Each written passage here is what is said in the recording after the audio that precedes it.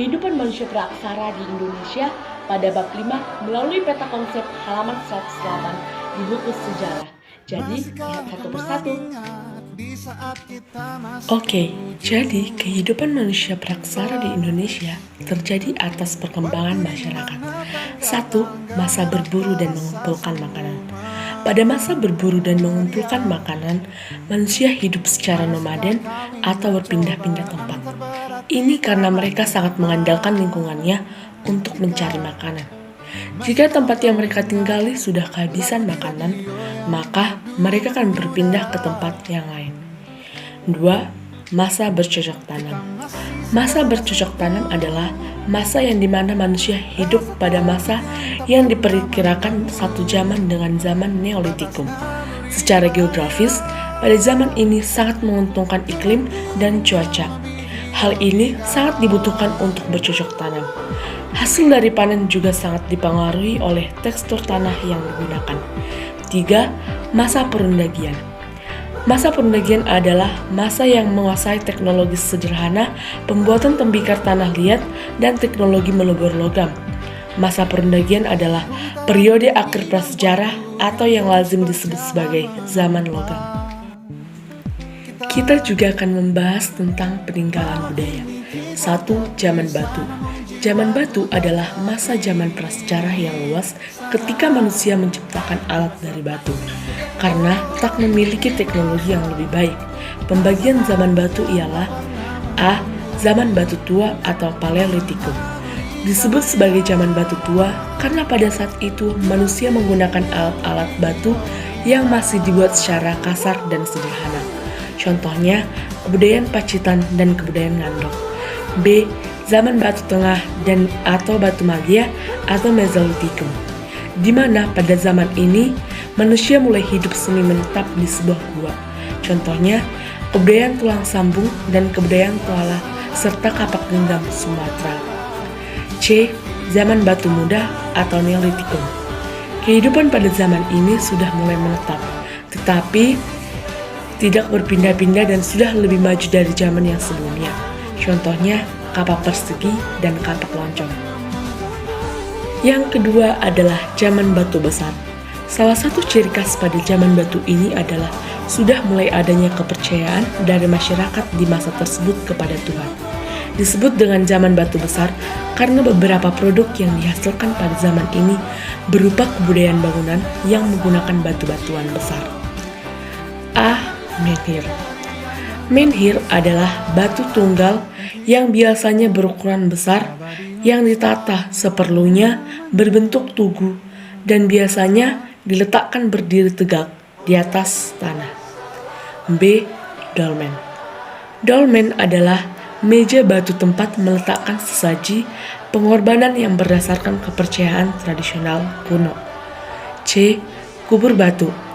Kubur batu adalah kubur yang berbentuk cekungan untuk menunjukkan jenazah. D. Sarkofagus. Sarkofagus adalah peti jenazah bentuknya seperti lesung yang mempunyai tutup. E. Waruga. Waruga adalah kubur batu yang berbentuk kubus. F. Punden berundak. Punden berundak adalah bangunan bertingkat yang dihubungkan dengan tanjakan kecil. G. Arca. Arca adalah menggambarkan binatang dan manusia. Yang ketiga, zaman logam. Zaman logam dibagi menjadi 3, yaitu 1. Zaman perunggu. Contohnya adalah kapak corong, nekara, bezana perunggu, dan arca. Yang kedua, zaman besi.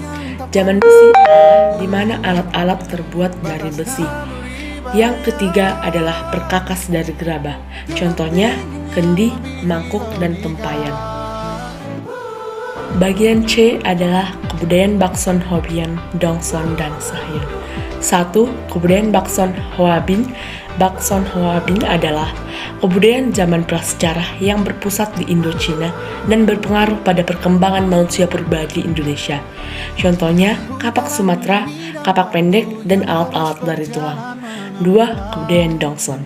Kebudayaan Dongson adalah kebudayaan zaman perunggu yang berkembang di lembah Song Hong, Vietnam. Kebudayaan ini juga berkembang di Asia Tenggara, termasuk di Nusantara dari sekitar 1000 sebelum Masehi sampai 1 sebelum Masehi. 3. Kebudayaan Sahyun. Kebudayaan Sahyun adalah kebudayaan proto-sejarah yang tumbuh di kawasan Vietnam Tengah dan Selatan yang berkembang pada kurun 1000 sebelum Masehi sampai sekitar tahun 200 Masehi. Beberapa situs purbakala telah ditemukan di Delta Mekong sampai Provinsi Quang Binh Provinsi di Vietnam Tengah.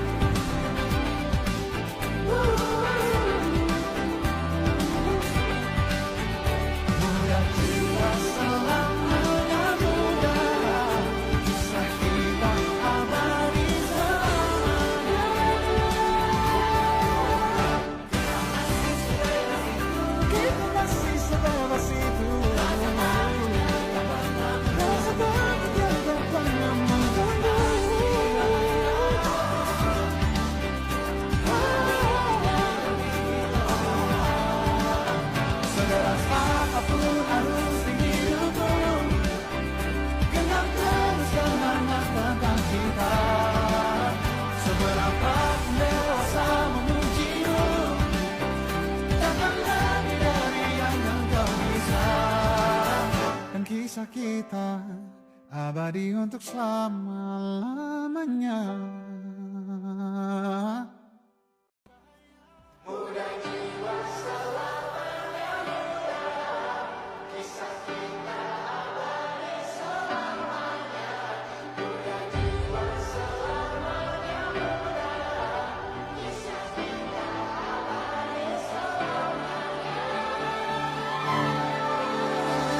Masihkah kau mengingat di saat kita masih 17? Waktu di mana tanggal-tanggal merah terasa sungguh meriah. Masihkah kau ingat cobaan terberat kita matematika? Masihkah kau ingat lagu di radio yang merdu mengudara? Kita masih sebebas itu,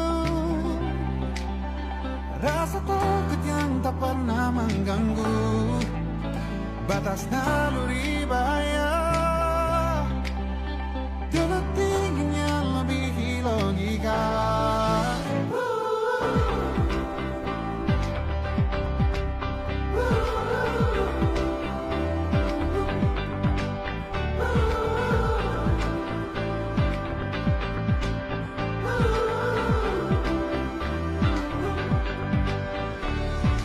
Putaran bumi dan waktu yang terus berjalan menempa kita.